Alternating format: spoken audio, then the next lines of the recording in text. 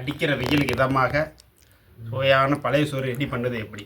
நல்லா சோறை நைட் வடித்த சோத்தில் தண்ணி வச்சு நல்லா ஊற வச்சு ஊறின பழைய சோறில் கொஞ்சோண்டு உப்பு போட்டுக்கலாம். அதுக்கு நான் தேவையான அளவு தயிர் சேர்த்துக்கலாம். சுத்தமாக கழுவிட்டு கொஞ்சோண்டு வெங்காயம், சின்ன வெங்காயம் 12 கிராமு 1 கிலோ, அதனால் ரேட்டு கட்டுப்படி ஆகலை கம்பெனிக்கு. அதனால் பெரிய வெங்காயம் 2 கிராம் தான். அதில் பெரிய வெங்காயத்தை பொடிசாக அரிஞ்சிக்கலாம். அதை கொஞ்சம் போட்டுக்கலாம். கொஞ்சோண்டு பச்சை மிளகாய் கொஞ்சம் சேர்த்துக்கலாம். தேவையான அளவு சேர்த்துக்கலாம். பாருங்க, நல்லா சோறு நல்லா ஊறி போய் நல்லா அருமையாக புளிச்சு போயிருக்கு.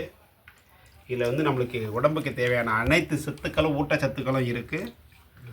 வாரத்தில் ஒரு நாளாச்சும் இதேமாரி நம்ம மக்கள் அனைவருமே இதை சாப்பிட்லாம். ஏன்னா வெயில் காலம் அவ்வளவு உடம்பு உஷ்ணமாக இருக்கும். உடம்பை சூட்டை குறைக்கிறதுக்கு கண்ட ஜூஸு கண்ட மருந்து சாப்பிடாம வாரத்தில் ஒரு நாளாச்சும் இந்த மாதிரி இந்த பழைய சோறு ட்ரை பண்ணுங்கள்.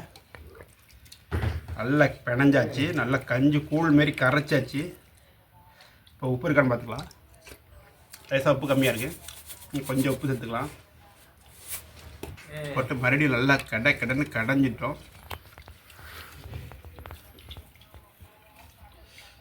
நல்ல சுவையான வெயிலுக்கு இதமான பழைய சோறு, தயிர், வெங்காயம், பச்சை மிளகாய் போட்டு நல்லா ரெடி பண்ணியாச்சு. இப்போ சாப்பிட ரெடி ஆகலாம்.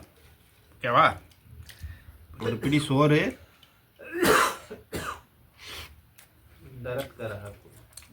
ஒரு பிடி முட்டை பொரியல்,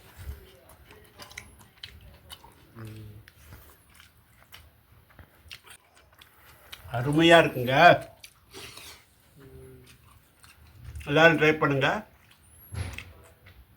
லீவு நல்லா கோடையில் கண்டிப்பாக வாரத்தில் ஒரு நாளைக்கு இந்த பழைய சோறு ட்ரை பண்ணுங்கள். பை.